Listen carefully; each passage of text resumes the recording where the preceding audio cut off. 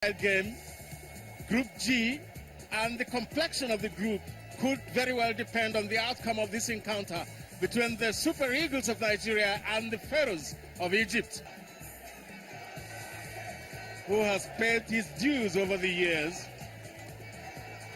He's from Argentina, and he has previously managed such big clubs as Mallorca, Valencia, Inter Milan, Real Betis, Parma, and Racing Santander. The center referee for the day, who is from Zambia, is ready and raring to go. And there we go. It's Nigeria with the kickoff. Efe Andrews, Obabona, Mikal,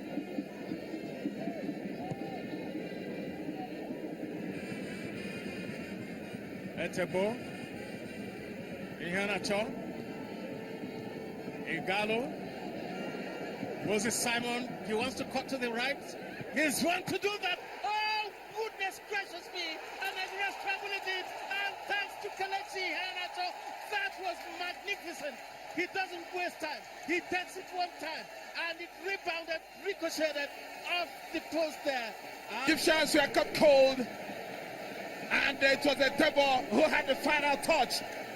On the hour mark, Moses Simon had everything to do with it. Sets up Ihanacho. His ball came off the upright. And the Debo was the Africans are notorious for. They hold a 1-0 lead in the final moments of matches. That is what you get from Egypt. So this is a test of Maghrebian medicine right here in Kaduna. 3 minutes added on here. And the full 90 minutes have been played. Nigeria, they need to hold on for just a while longer. And the flag stayed down. It is a goal for Egypt. They've got the equalizer. The Nigerian defense got flat-footed. They were waiting for the whistle to indicate offside. It was not forthcoming. The Egyptians were going berserk with celebration.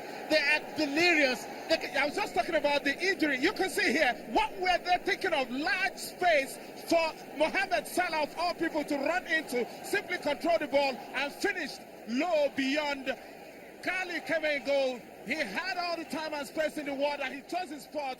And how about this for a pass from the substitute? Okay, glad you could join us this beautiful Sunday. I'd like to welcome you back from the break. What you just saw was the Nations Cup qualifier between the Pharaohs of Egypt and the Super Eagles of Nigeria. That game took place in Kaduna and it ended 1-1. Now we were hoping that we were hoping to get maximum points in that game so that to make our journey to Egypt a lot easier. Now we have the uphill task to go to Egypt and get maximum points. I'd like to welcome you one more time. My name is Eitai Balogun Jr. I'm glad you could join us. Now the next 20 minutes, I'm not going to be doing it alone with you. I'm not going to do the next 20 minutes alone. With me in the studio, I have Larry Pinnell, Badakin today, as well as Chimeze Oguru. To my immediate left is Larry Pinnell. Always a pleasure to be in the studio. It's good to see you. It's been a while, though. Glad to be back. Glad to be back. Glad to see you. Glad to have you back. I'm Bada. Happy Easter, Tayo. Happy Easter to our viewers.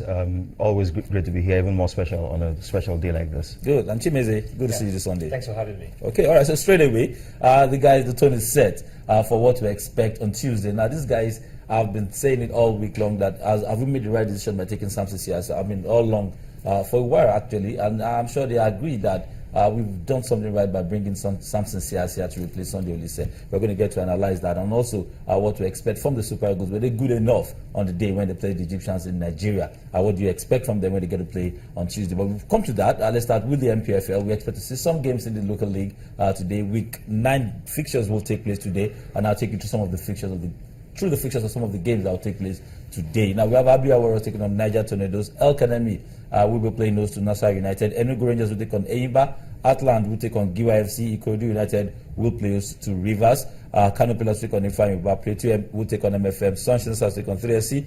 Warri Wolves will play those to Lobby, and Wiki Tourists will be taking on Akwa United. For me, the match of the round has to definitely be the Oriental Derby, Rangers International versus Eimba. Fantastic outing it should be. Eimba have not, they actually have 3 games in hand. That's why you can't see them in the top half of the table at the moment. And Rangers topping the table for the first time in how many years now? They're hoping to put it on a good run a good run and then see if they can eventually lift the trophy. For Rangers, you would expect that the talismanic guy in the middle, the creative hub, Chisom Echegbulam, who has 4 goals and 4 assists as well, will be the main go-to guy today. And up front, they also have people like Bobby Clement, Godwin Aguda, who can wreak havoc to that Enyimba's defense. Enyimba, fantastic squad anytime, any day. Joseph Osadaye scored the lone goal when they played in midweek. And you'd expect that. Enyimba, they've not always had joy in anytime they go to Enugu, so to speak, because the last 2 times it ended in draw. But for Rangers, they must make a statement of intent today by defeating Enyimba and stretching their lead to 14 points. MFM also goes away to, I think, Plateau United. It is expedient for them to also see if they can pick points on the road. They drop points at home in midweek against Kano Pillars. One of the most beautiful games I've ever seen in the Nigerian local scene. Advertisement for Nigerian football, so to speak. 2 good goals, one by Kano Pillars, penalty, Prince Agri. People say he was not in the box and all of that. But for those 2 front runners, Rangers and MFM, we'll try to see how well they can keep it still. Let's talk about another Lagos side. I mean, advertisement for Lagos. I mean, I must confess that playing a game under the floodlights in Lagos, it's good advert for security and a lot of stuff that goes down with having a game in Lagos. But let's talk about Ikorodu United. But then I'm going to come to you as regards that. Ikorodu United look like the side that will struggle all season long. Now they've changed the coach. We understand that Sam Okpodi will be taking charge of the team when they get to play later today against a Rivers United side that's also struggling. We understand that Leguma is also under fire. Should they lose a game today? 3 matches. He has been given an ultimatum. But coming against a real Ikorodu United side, I don't think you want to lose so much sleep because he knows that Ikorodu United are struggling. What should we expect? Should we cut them some slack? I mean, this is the first time with the NPFL, understandably so, just like MFL. And we understand that they actually got the slot by virtue of getting the slot, whatever that means. But should we cut them some slacks, watch them struggle this season, or we expect them to bounce back or bounce up or get up at some point? Well, it's a marathon, and results over 5-6 games don't exactly define your season. They didn't start as well as they would have hoped, and so they fired the manager and brought in an experienced head in Sam Okpodi.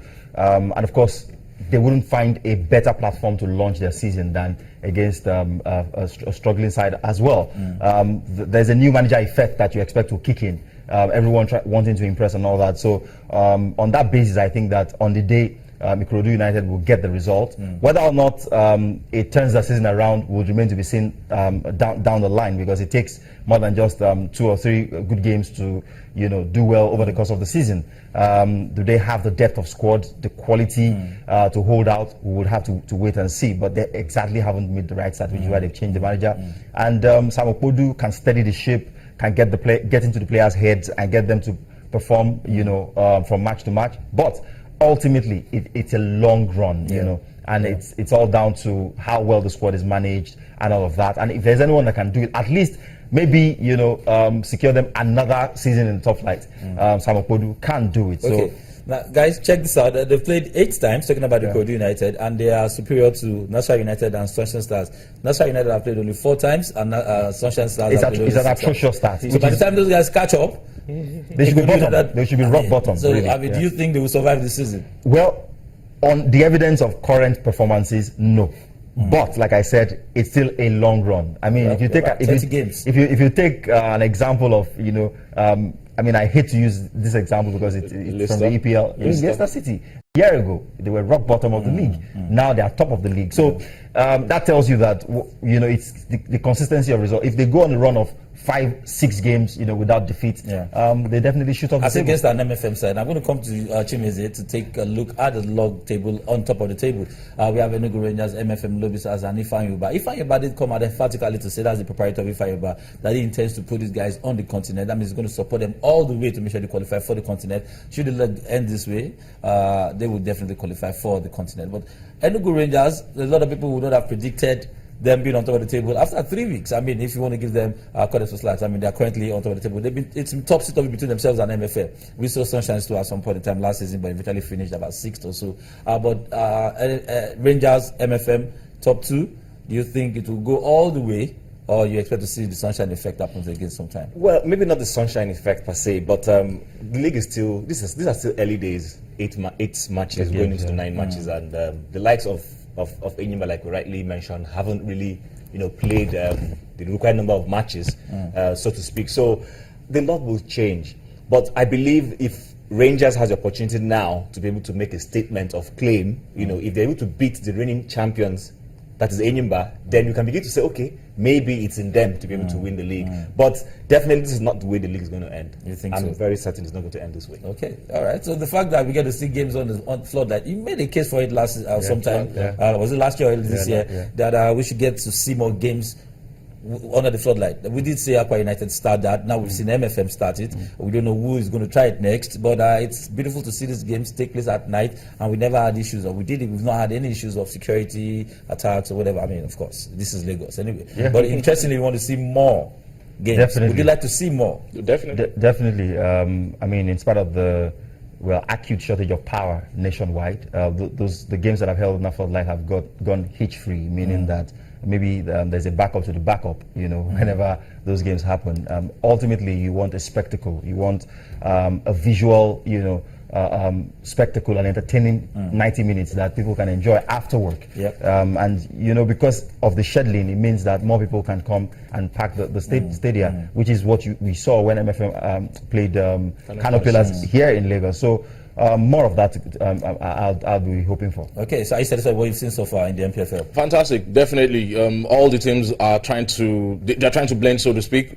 I've seen a couple of away wins, a couple of hat tricks, a couple of free kick goals. If I hit the upright in MFM versus Kano Pillars twice, not just once, twice. These ones that were struggling in Nigeria Egypt game that we couldn't play set pieces. If I find twice, Chisholm AJ Bulam as well. Fantastic lads all over. Southwest Derby again to the MFL. Sunshine Stars haven't won any game, and Shooting Stars can actually win away in Akure today. More so when Sunshine Stars have sold almost all the players that they have. All right, that's it. The NPFL games will take place later on today. We did tell you about some of the games you will have to see. If time will permit us, probably we'll just run you through some of the fixtures. If you're a stadium nearby, please feel free to go into the stadium and actually enjoy some of these games.